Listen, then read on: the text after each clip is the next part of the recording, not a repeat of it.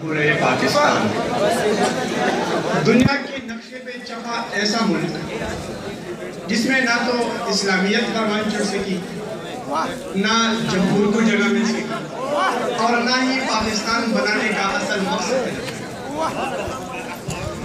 علی وقار ایک طرف تو بانی پاکستان محمد علی جناح برصغیر کے چپے چپے پہ جا کے یہ فرماتے ہیں کہ ہم پاکستان کو اسلام کی تجربہ گاہ بنائیں گے اور یہاں اسلامی اصولوں کو عملی طور پہ نافذ کر کے دنیا کے سامنے اسلام کی عالمگیر افادیت کو ثابت کریں گے۔ لیکن علی وقار دوسری طرف جب اسی محمد علی جناح کی سکون اسی اسلامی تجربات کے اصولوں اور قوانین کو مفاد پرستی، زرپرستی اور طاقت و حکمرانی کے نشے کے بیچ چڑھاتے نظر آتے ہیں تو اسلامی جمہوریہ پاکستان کے پھلکتے معاشرے میں مجھے کسی تھرڈ کلاس وحشی اور جنگی نظام کا عکس دکھائی دیتا ہے۔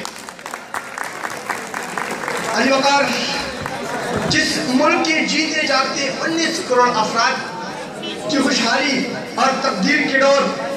اسمبلی کے ایوانوں میں بیٹھے 342 وڈیروں کے منافقانہ اور مفاد پرستانہ سوچ تلے دب جائے تو وہاں حالات ایسی ہی پیدا ہوں گے جو آج اسلامی جمہوریہ پاکستان میں پنپ رہے ہیں۔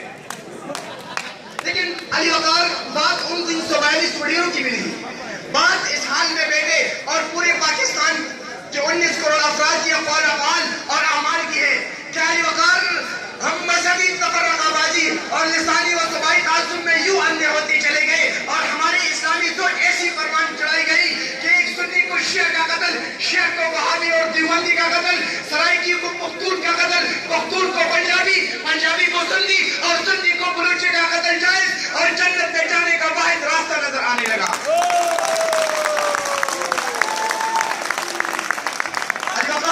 ہماری اسی ظالمانہ سوچ نے وزیرستان کے سنگلاخ پہاڑیوں میں کالمانائزیشن کو جنم لیا اور جب اسی کالمانائزیشن کی سوچ نے ہماری اسکولوں، یونیورسٹیوں، گلیوں، محلوں اور بازاروں میں خودکش دھماکوں اور معصوموں کے قتل و غارت کی صورت میں اپنی خونی پنجے گاڑے تو ہم اپنی اصل اور ظالمانہ سوچ سے منہ موڑ کر اسے ایک یہودی، ہندو اور عیسائی کی سازش قرار دینے لگے۔